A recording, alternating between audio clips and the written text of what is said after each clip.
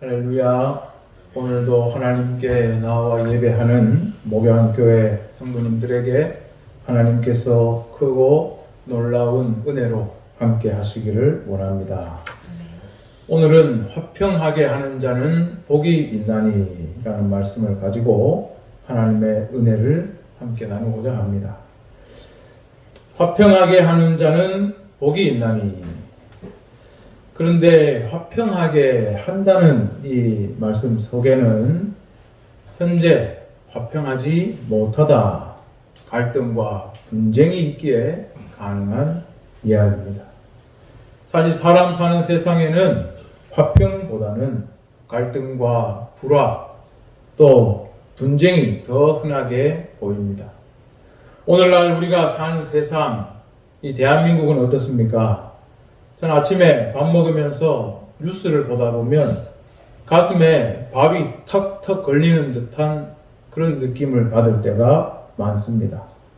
어디를 가도 평화롭고 좀 화목한 모습을 보기는 힘들고 어느 곳에나 갈등이 있고 불화가 있고 분쟁이 있습니다.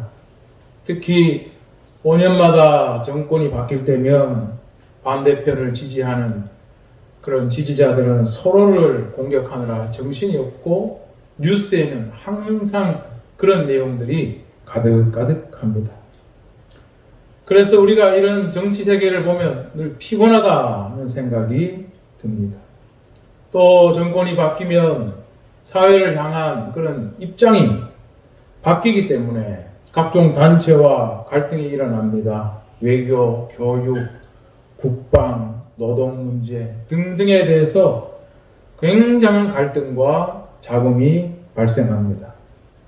요즘 보면은 간호사법 문제로 정부와 간호사협회에 갈등이 만만치 않습니다. 노동계와도 계속해서 갈등을 빚고 있습니다. 종교계도 좌파, 우파 나누어서 이따투어 시국 선언을 발표하고 있습니다. 그런데 우리가 눈을 크게 뜨고 보면 우리나라뿐만 아니라 나라 밖에도 갈등과 불화, 분쟁이 있고 좁게 보면은 지역사회에 또한 가정 속에 교회 속에도 갈등이 있고 불화가 있고 분쟁이 존재하고 있습니다. 그러다 보니까 오늘날 우리는 이 갈등과 불화, 분쟁을 너무나 당연하게 그렇게 받아들이며 살아가고 있습니다. 사람이 사는 곳은 언제나 당연히 서로 갈등을 빚고 불화를 하고 또 분쟁을 하고 싸우고 심하면 폭력이 오가는 일들이 당연하다는 듯이 그렇게 우리는 살아가고 있습니다.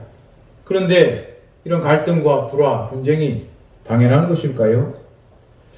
우리가 이 질문에 답하려면 언제부터 왜 이 사람 사는 세상에 갈등과 또 분쟁이 일어나기 시작했는지를 알아봐야 할 것입니다.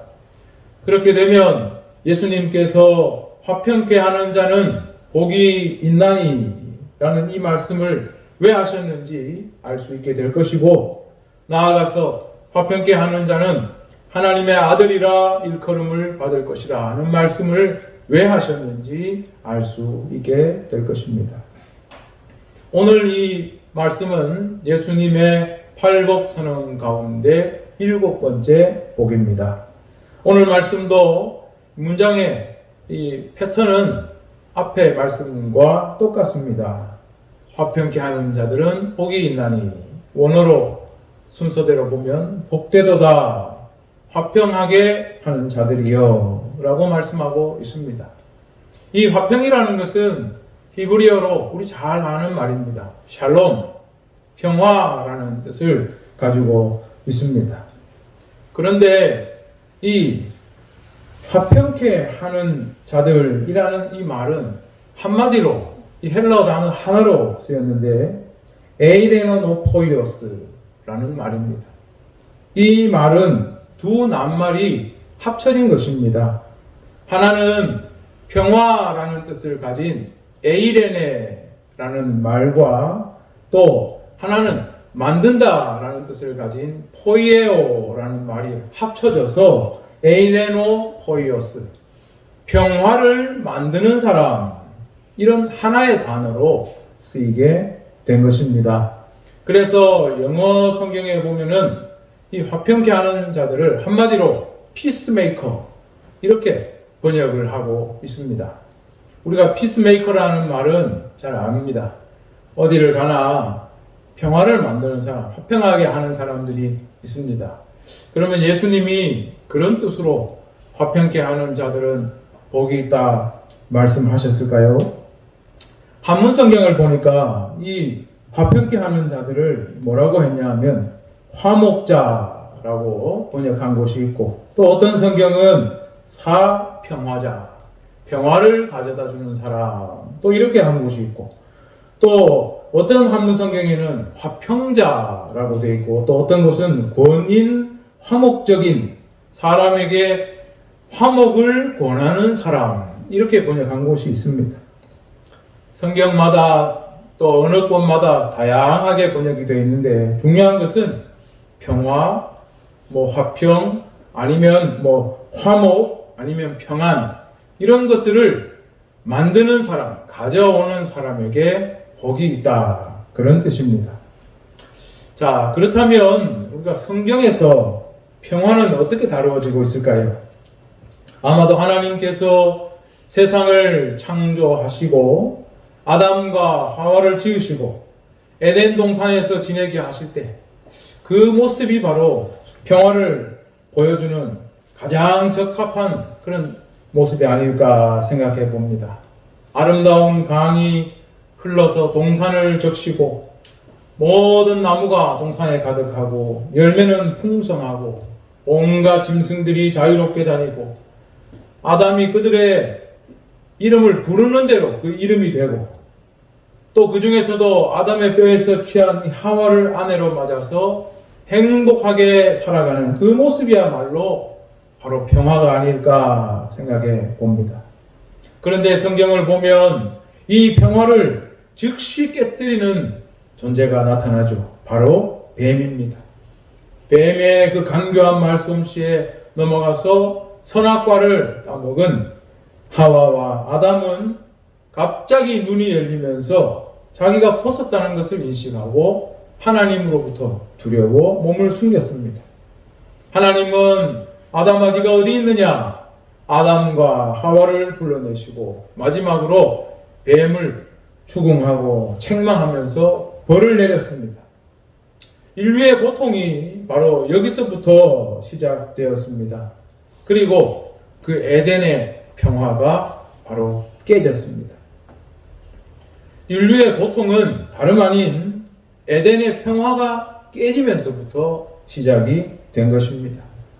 맨 먼저 여자의 후손과 뱀 사이에 평화가 깨졌습니다. 성경을 보면 뱀과 여자가 원수가 되게 한다고 했는데 그 후손도 원수가 되게 하리니 여자의 후손은 뱀의 머리를 상하게 할 것이요 뱀은 여자의 후손의 발꿈치를 상하게 할 것이라고 했습니다.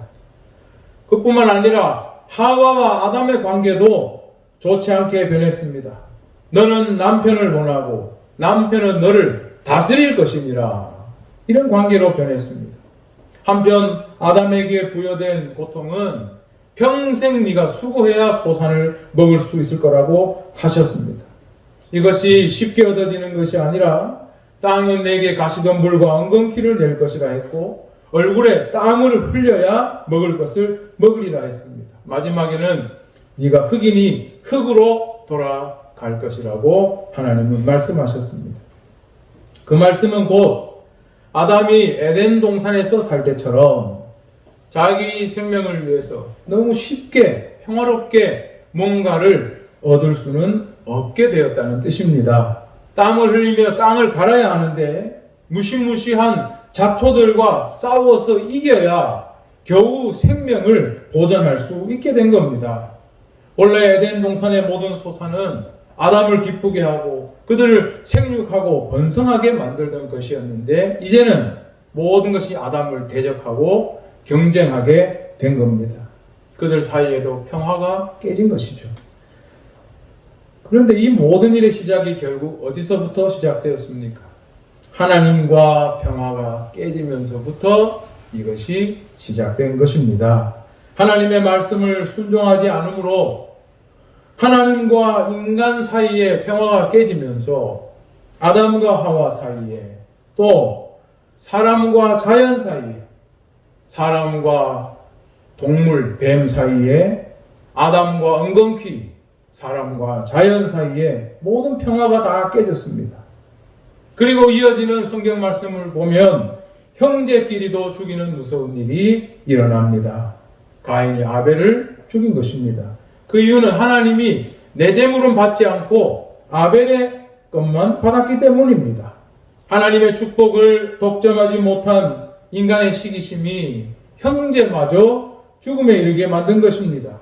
자기가 하나님 앞에 정직하고 바른 재물을 드리면 되는 것을 형제를 죽임으로써 독점적인 자리를 차지하려 했던 것입니다.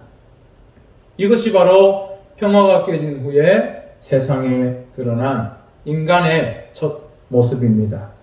이후에 우리가 창세기 6장을 보면 하나님의 아들들이 사람의 딸들로 아내로 삼게 된 후에 하나님께서 이런 말씀을 하셨습니다.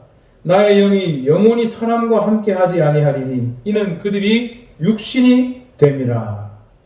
하나님과 평화가 깨진 후에 인간의 삶은 계속해서 타락의 길로 걸어가게 된 것입니다. 그래서 우리가 잘 아는 바로 홍수와 노아의 방주, 하나님의 심판이 있었습니다.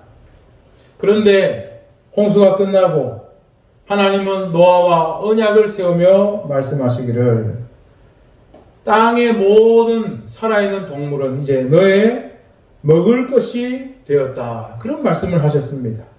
그런데 이것들을 핏째로 먹지 말라고 하면서 갑자기 이런 말씀을 하셨습니다. 너희의 피, 곧 너희의 생명의 피를 찾으리니 그 짐승에게서 사람이나 형제면 그에게서 그의 생명을 찾으리라. 다른 사람의 피를 흘리면 그 사람의 피도 흘릴 것이니 이는 하나님이 자기 형상대로 사람을 지으셨습니다. 하나님께서는 이 노아의 방주 이후에 이제는 모든 동물을 잡아 먹을 수 있다. 그렇게 말씀하시면서 핏째 먹지 말라. 거기에 생명이 있기 때문이라 하셨는데 갑자기 사람의 생명, 그 존엄성에 대한 말씀을 하셨습니다. 왜 이런 말씀을 하셨을까? 곰곰이 생각을 해보면 사람이 모든 동물을 잡아먹을 수 있게 되면 어떤 일이 생길까요? 서로 경쟁하고 갈등이 생기고 분쟁이 생기지 않겠습니까? 그러면 서로 죽고 죽이는 일도 생기지 않겠습니까? 그래서 이런 말씀을 주신 게 아닐까 생각을 해봅니다. 오늘날도 세상에 존재하는 수많은 갈등과 불화, 분쟁의 원인 중에 큰 요소가 뭐냐 하면 바로 자원 부족입니다. 세상에 땅은 한정되어 있습니다. 자원도 정해져 있습니다. 그런데 사람들은 그것을 더 차지하기 위해서 경쟁과 갈등 그리고 분쟁이 생기고 평화가 깨지는 것입니다. 인류 역사를 봐도 사람은 더 많은 땅을 차지하려고 더 많은 자원을 확보하려고 그렇게 싸우고 서로 싸웠습니다. 조금이라도 더 가지려고 전쟁과 살육이 끊이지 않았습니다. 또 인간은 자기 것을 가지고 있으면서도 이 탐욕 때문에 남의 것을 빼앗기 위해서 전쟁을 일으켰습니다. 그러니 세상이 평화로웠던 적은 한순간도 없었다고 해도 과언이 아닙니다.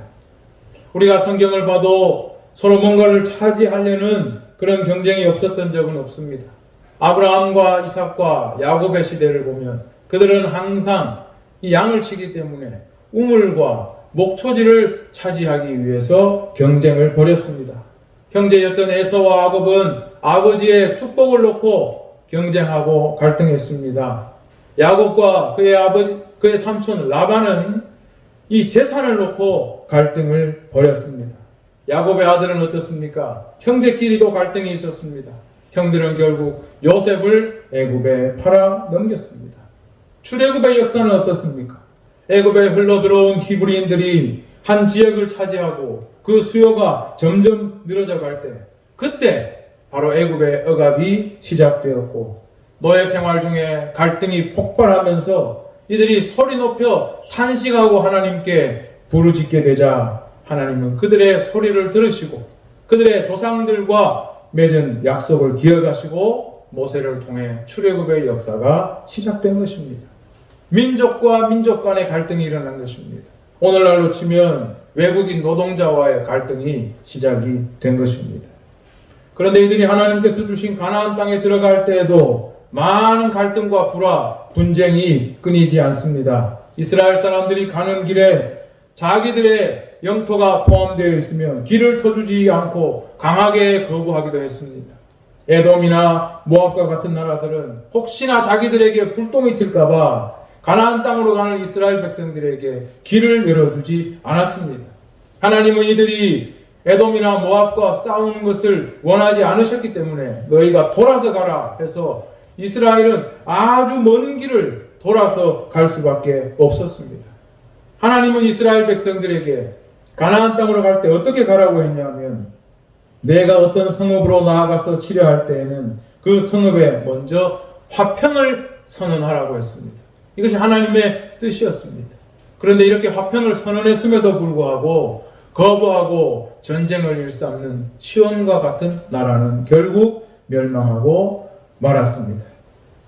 하나님의 거룩한 전쟁이라는 명분이 있었지만 이스라엘 백성이 땅과 소산을 차지하는 과정에서도 갈등과 불화, 전쟁은 결코 예외일 수 없었던 것입니다. 심지어 이스라엘이 가나안 땅에 들어가서 하나님의 뜻을 다 이루고 난 뒤에도 이웃 나라와 분쟁이 한 번도 없었던 적이 없습니다. 블레셋은 끊임없이 이스라엘을 공격하고 그들은 항상 전쟁을 해야 했습니다. 그런데 사사기를 보면 이제 이스라엘 사람들끼리 갈등과 불화와 분쟁이 시작됩니다. 12지파가 땅을 분배하는 문제로 갈등을 빚기 시작했고 외세가 침략해도 서로 하나로 단합되지 못하는 모습을 보여줍니다.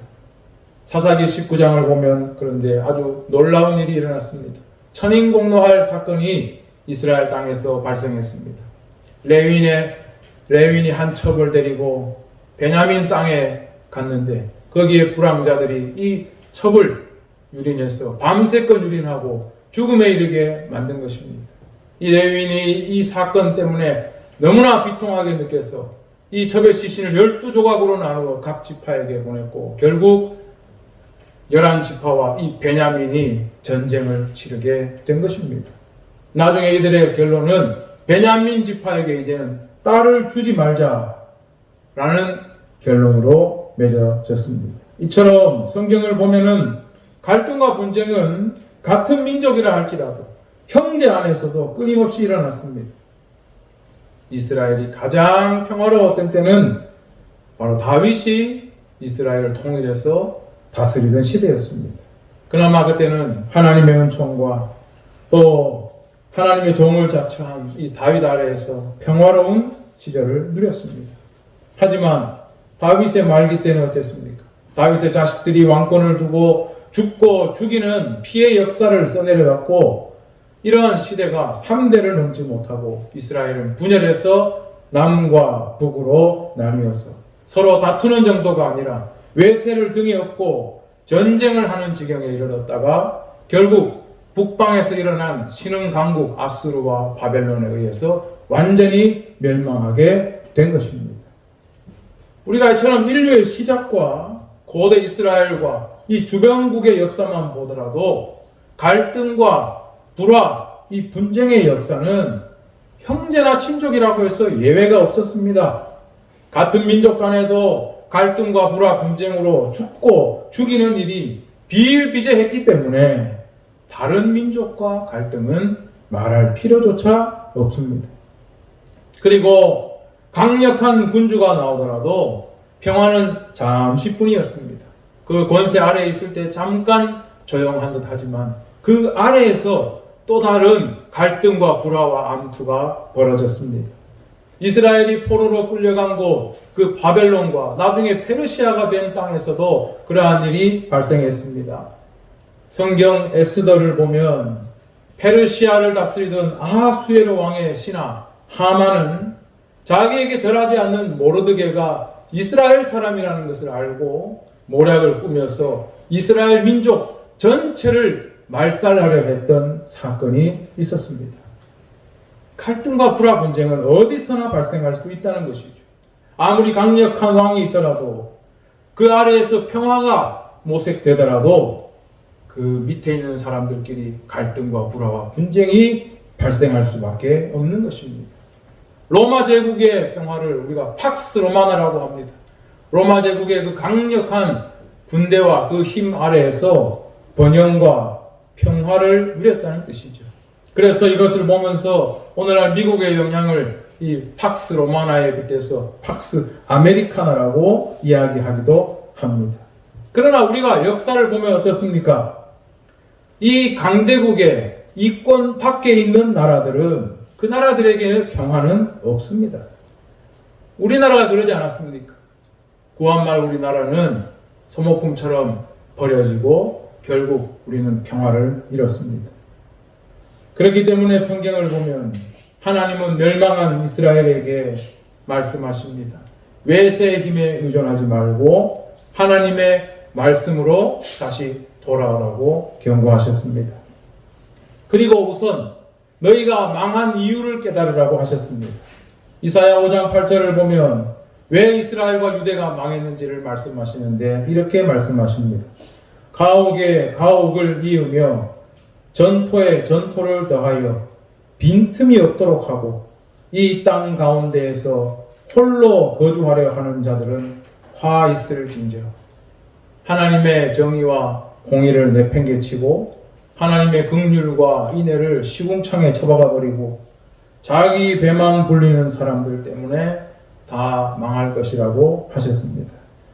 그렇기 때문에 하나님은 선지자를 통해서 너희가 다 망한 후에 하나님께서 주실 새로운 나라의 왕은 군림하고 착취하고 평화를 깨뜨리는 자가 아니라 평강의 왕이 될 것이라고 했습니다. 우리가 잘 아는 말씀 이사야 9장 6절에 이는 한 아기가 우리에게 낳고 한 아들을 우리에게 주신 바 되었는데 그의 어깨에는 정사를 메었고 그의 이름은 기묘자라 모사라 전능하신 하나님이라 영존하시는 아버지라 평강의 왕이라 할 것입니다. 그리고 그 평강의 왕이 다스리는 나라는 평화의 나라가 될 것이라고 하셨습니다. 이사야 11장 말씀에 그 평화의 나라를 이렇게 이야기했습니다. 이리가 어린 양과 함께 살며 표범이 어린 염소와 함께 누우며 송아지와 어린 사자와 살진 짐승이 함께 있어 어린아이에게 끌리며 암소와 곰이 함께 먹으며 젖된 어린아이가 독사의 굴에 손을 넣을 것이라. 미가 5장에서도 베들레헴에서 나올 이스라엘을 다스릴 자는 바로 그를 통해 남은 자들이 돌아오게 될 텐데 이 사람은 평강이 될 것이라 했습니다. 스가랴 9장 10절에서는 이렇게 말씀했습니다. 예루살렘에 새로 오실 왕은 겸손하여 나귀 새끼를 타며 에브라임의 병거와 예루살렘의 말을 끊겠고, 에브라임은 북이스라엘을 말하는 것입니다. 북이스라엘의 전차를 박살낼 것이고 예루살렘은 남유다를 말합니다. 남유다의 말을 끊어버리겠다. 전쟁하는 칼도 끊으리니 그가 이방에게 화평을 전할 것이라. 평화의 나라에 오실 평강의 왕을 설명하고 있습니다. 메시아를 통한 하나님의 뜻은 바로 세상의 구원과 평화를 주시는 것입니다. 그런데 이러한 평화는 그냥 이루어지는 것이 아닙니다. 하나님을 통해 하나님께서 보내신 메시아를 통해서 이루어집니다. 그렇기 때문에 성경 말씀 복음서는 예수 그리스도께서 이 땅에 오셨을 때 천군 천사가 하늘에 나타나 찬양하여 이르기를 지극히 높은 곳에서는 하나님께 영광이요 땅에서는 하나님이 기뻐하시는 사람들 중에 평화라고 찬양을 했습니다. 예수님은 제자들에게 나의 평안을 너희에게 주겠다고 했습니다. 하지만 내가 주는 것은 세상이 주는 것과 같지 않다고 했습니다. 그 예수님은 빌라도 앞에 잡혀서 말씀하셨습니다. 네가 왕이냐 했을 때 내가 왕이다. 하지만 내 나라는 여기에 속한 것이 아니라고 하셨습니다. 그 말은 곧 예수께서 이 땅에 진정한 평화를 가져다 줄 수 있는 하나님 나라, 평화의 나라 왕으로 오셨다는 말씀입니다. 사도 바울은 이 진리를 계시로 깨닫고 우리에게 말씀했습니다. 에베소서 2장 14절에 그는 우리의 화평이신지라 둘로 하나를 만드사 원수 된 것 곧 중간에 막힌 담을 자기 육체로 보시고 법조문으로 된 계명의 율법을 폐하셨으니 이는 이 둘로 자기 안에서 한 새 사람을 지어 화평하게 하시고 또 십자가로 이 둘을 한 몸으로 하나님과 화목하게 하려 하심이라 했습니다. 아담 이후에 이 세상에는 단 한 번도 평화라는 것이 없었지만 이제 예수 그리스도를 통해서 세상은 하나님과 화목할 수 있게 되었다는 것입니다. 우리가 반드시 알아야 할 것은 예수 없이 평화는 없다는 겁니다. 하나님과 화목함이 없이 참된 평화는 없습니다. 이것이 있다고 말한다면 그건 다 거짓말입니다. 지금도 세상에는 전쟁이 있습니다. 전쟁이 없었던 적은 한 번도 없습니다. 각 나라들은 자기 이익을 위해서 어느 한편에 서서 서로 전쟁에 참여합니다. 그러면서 이야기하는 것은 우리는 평화를 위해 전쟁을 한다는 궤변을 일삼습니다. 하지만 각자의 이익이 동반된 그런 평화는 금방 무너집니다. 큰 고통과 불화가 그 다음에 이어지게 될 것입니다. 하나님께서 주인이 되시는 곳에만 참된 평화가 있습니다. 그렇기 때문에 교회 안에 일어나는 갈등과 불화, 분쟁도 그 원인은 다른 데 있지 않습니다. 자기가 하나님 자리에서 주인 노릇하려 할 때 교회 안에는 평화가 깨지고 갈등과 불화, 분쟁만이 남게 되는 것입니다. 하나님 말씀 아래에서 그 뜻을 따라 이루어진 평화라야 모두가 참 평안을 누릴 수가 있습니다. 그렇기 때문에 예수님의 제자, 화목하게, 하나님과 화목하게 된 사람들은 이러한 평화를 진작시키기 위해서 어디서든지 힘을 써야 합니다. 하나님과 화목하게 된 사람은 가정에서도 자기의 일터에서도 또한 교회에서도 평화의 왕이신 예수님을 전하고 하나님의 은혜를 전하고 평화를 만들기 위한 하나님의 뜻을 실천해야 할 것입니다.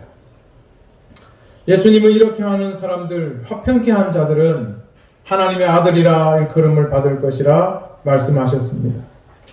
평화의 왕으로 오신 예수님을 그대로 따르는 자에게, 그렇게 평화를 만들어가는 자에게 하나님의 아들이 되는 복은 당연하다고 예수님이 말씀하신 것입니다. 하나님의 아들이 된다는 것은 뭘까요? 구약시대에는 이스라엘 백성들이 하나님의 아들이었습니다. 그 말은 가장 귀한 하나님의 소유가 된다는 뜻입니다. 그런데 신약에서는 이제 예수를 믿는 자가 하나님의 아들이 된다고 했습니다. 요한복음 1장 12절에 영접하는 자 곧 그 이름을 믿는 자들에게 하나님의 자녀가 되는 권세를 주셨으니 이는 하나님께로부터 난 사람들이라고 했습니다. 로마서 8장 14절에는 하나님의 영으로 인도함을 받는 사람은 하나님의 아들이라고 했습니다. 곧 양자가 된다는 것입니다. 우리가 하나님의 아들이 되면 우리의 신분과 우리의 상태 모든 것이 변화됩니다. 잃었던 과거 자녀의 권한을 우리는 되찾게 됩니다. 그뿐만 아니라 각양 좋은 은사와 온전한 선물이 위로부터 내려온다고 야고보서 1장 17절에서 말씀하고 있습니다. 무엇보다도 세상은 하나님을 모르지만 진짜 하나님의 아들 된 자들은 하나님을 안다고 요한일서 3장 1절에 말하고 있습니다. 보라, 아버지께서 어떠한 사랑을 우리에게 베푸사 하나님의 자녀라 일컬음을 받게 하셨는가. 우리가 그러하도다. 그러므로 세상이 우리를 알지 못함은 그를 알지 못함이라. 부모가 자식을 알고 자식이 부모를 알듯이 하나님의 양자된 사람은 하나님을 안다는 것입니다. 그런데 무엇보다 양자됨의 가장 큰 축복은 무엇이냐? 하나님의 끝없는 용서 안에 살아가고 하나님과 화목함 가운데 살아간다는 것입니다. 우리가 자녀들이 잘못해도 자녀를 끝없이 용서할 수밖에 없고 자녀와 화목하기를 원하는 그 마음이 바로 하나님께 있고 자녀된 우리가 그것을 받아 누린다는 사실입니다.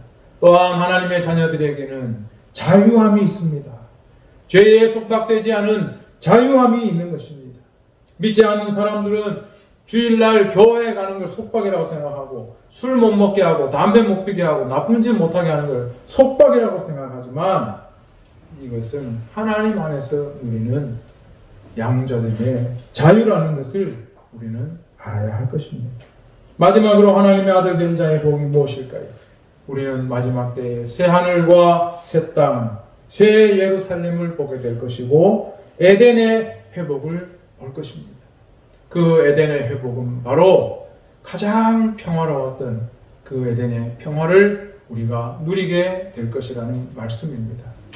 평화는 이스라엘 말로 샬롬입니다. 우리가 잘 아는 샬롬. 마지막 때에 우리는 하나님의 샬롬 가운데서 그 평화를 영원히 누리게 될 것입니다. 사랑하는 성도 여러분, 예수 그리스도는 우리 가운데 하나님과 화해를 통해 참 평화를 이루셨습니다. 하나님과 화목하게 된 우리가 이제는 어느 곳에서도 이 평화를 이루고 심는 자가 되어야 하겠습니다. 그뿐 아니라 참 소망을 가지고 평화를 바라며 살아갈 때에 우리 성도들의 삶 가운데 기쁨과 감사, 평안이 가득할 줄로 믿습니다. 모두 이러한 믿음과 소망 안에서 승리하는 성도님들 되시기를 주의 이름으로 축원합니다.